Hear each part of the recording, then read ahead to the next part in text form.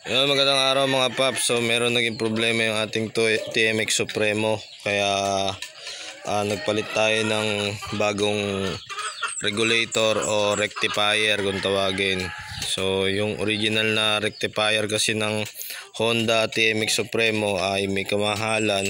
So ang nilagay natin na regulator ay yung replacement na madali nating mabili, pero subok na at tumatagal naman. So dito yung ating TMX Supremo, ang naging problema nito, umaandar tayo tapos bigla siyang namatay, tas ayaw niya nang sumindi. So chinek natin yung spark plug niya sa gilid.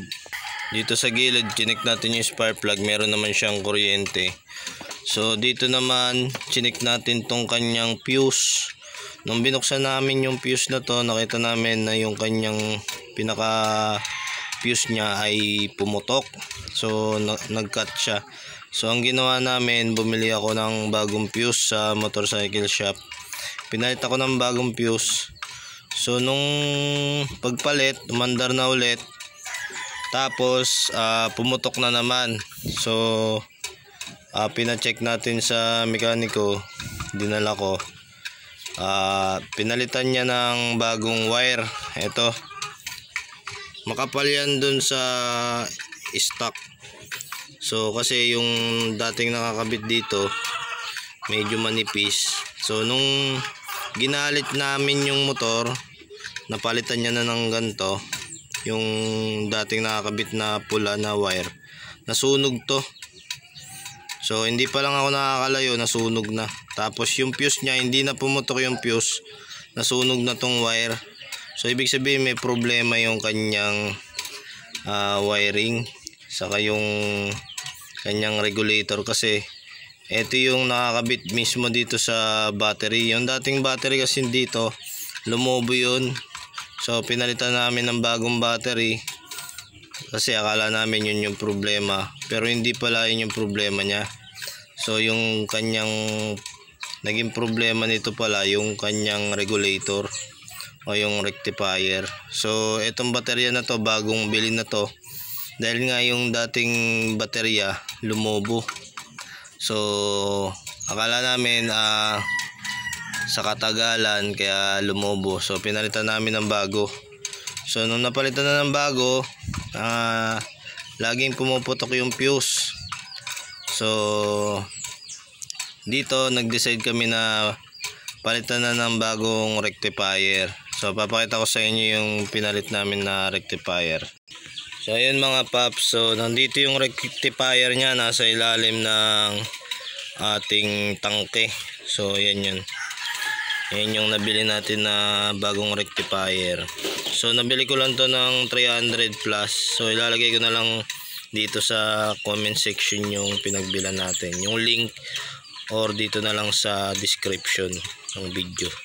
So itong rectifier natin, replacement lang to, pero matagal ko na siyang nagamit, na tested ko na rin dito sa motor natin. So ito kasing rectifier na to, nung unang salpak ko, tapos in-start ko siya, ginalit ko yung gas niya. So yung una kasi napalitan namin ng bagong fuse saka wire. Yan, ginalit namin tong gas. Tapos nung habang ginagalit yung gas, nagiinit to, tapos pumutok na yung fuse niya. Tapos pangalawang palit ng fuse, yung wiring niya ang nasunog. So ibig sabihin may problema talaga.